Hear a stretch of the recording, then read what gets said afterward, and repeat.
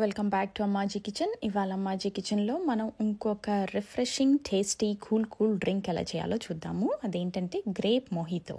మనం ద్రాక్ష పళ్ళతో చేసుకోవాలి. దీనికి ఒక నిమ్మకాయ కోసుకొని పక్కన పెట్టుకోవాలి.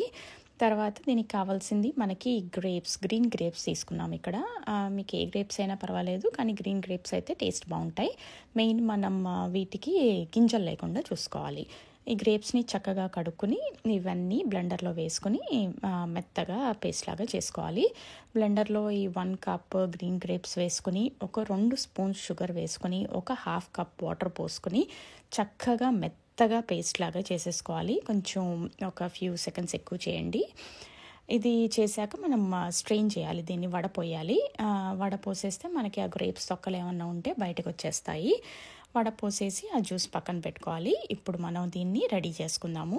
ఒక గ్లాస్లో కొంచెం ఐస్ వేసుకొని మనం చేసుకున్న గ్రేప్ మిక్స్చర్ ఇందులో పోసుకొని తర్వాత నిమ్మరసం యాడ్ చేసుకుని ఒక 1/2 స్పూన్ బ్లాక్ సాల్ట్ యాడ్ చేసుకుని ఒక 4-5 మింట్ లీవ్స్ క్రష్ చేసుకుని యాడ్ చేసుకుని ప్లెయిన్ సోడా పోసుకొని ఇందులో సర్వ్ చేసుకుంటే సూపర్ ఉంటుంది.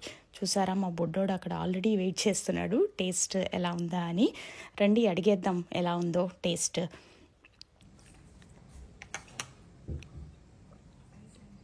How's that? Tastes good.